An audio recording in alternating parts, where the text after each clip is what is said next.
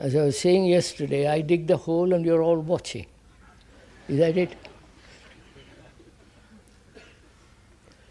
I'm digging into the whole structure of human consciousness. And if you're not cooperating, digging, inquiring, looking, then you say, I'm not tired. At the end of an hour, it must be an hour, isn't it? Obviously, you must be terribly worn out because you are not used to this kind of thinking, looking, observing. We lead such superficial lives. So, the mind has looked into itself, into its consciousness, and find out and see the way it lives daily. And if it has not understood very deeply the whole way of living, which is totally different, you understand? The ending of all tradition, of all habits, all memories, all that, how can you understand what death is? Death comes, and with that you cannot argue. You cannot say, wait a few weeks more. It is there.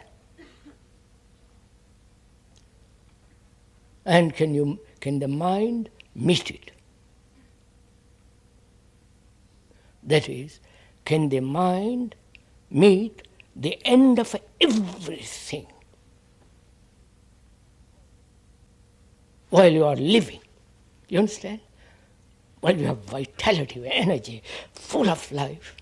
Because then you are not wasted in conflicts and worries and all the rest of the stuff. You are full of energy, clarity. And death means the ending of all that you know, of all your attachments, of all your bank accounts, of your this and that, completely ending. That is death.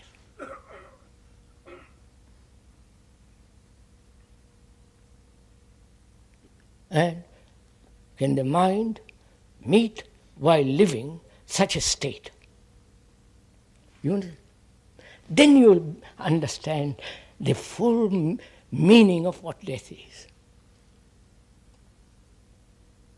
If we cling to the idea of me, I must continue, the me is put together by thought. So that you are saying me and my consciousness, in which there is the higher consciousness and the supreme consciousness, you've all put together by thought. And thought lives in the known. You understand? Thought is the outcome of the known.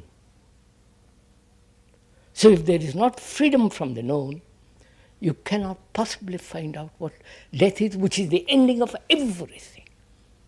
Understand? Both physical organism with all its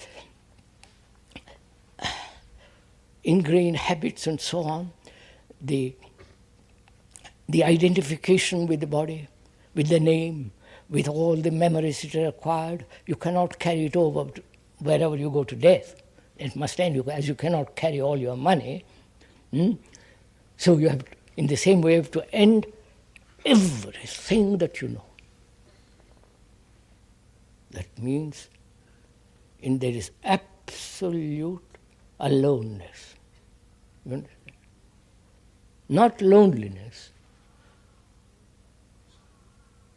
but aloneness, in the sense there is nothing else but that state of mind that's completely whole. All aloneness means all one. So, if you go as far as that, not intellectual but actually, which means no ideologies, political, socialistic. Apparently, these political ideologies end up in some form of totalitarianism, some form. And when there is no ideology, when there is no nothing left to that which you are attached, nothing. And that is death. But we are so frightened of this.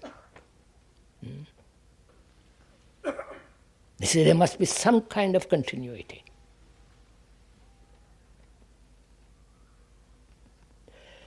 I don't think there's time to go into this question of what there is, if there is a continuity or not. Human beings want that continuity. What's the point of my living this whole life of 50 years, 60 years, whatever it is, in which I have accumulated a lot of knowledge, a lot of experience, I have changed myself. You follow? This thing which I created, thought has created, is that all when it ends? You follow? Is that the end of everything? So, then thought says there must be something more. You follow, sirs? Thought says there's something much more. So it has all kinds of comforting ideas. But when thought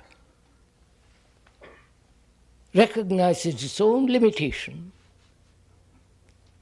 not impose limitation, when thought itself is aware of its own time-binding quality,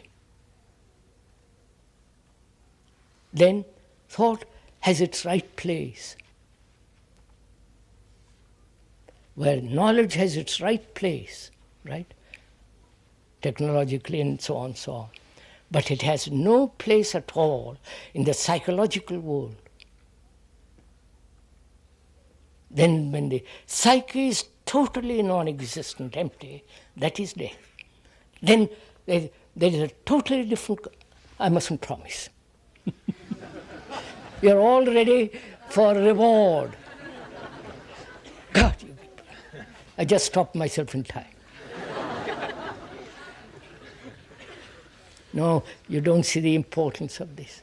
You know, our minds are overcrowded, filled with all kinds of knowledge and information,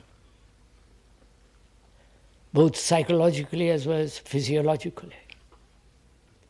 It is good to have physiological, biological knowledge outside the world of technology and so on. But thought has no place in the psychological, it has no place anywhere else. And so, but thought is always seeking, because it functions in fragmentation. It's always seeking an end. I wonder if you see this. It's always seeking a fragmentary end, something to gain. Something, by doing this I'll get that. Therefore, when you have promise of reward, you forget the means. There is only the means, not the end.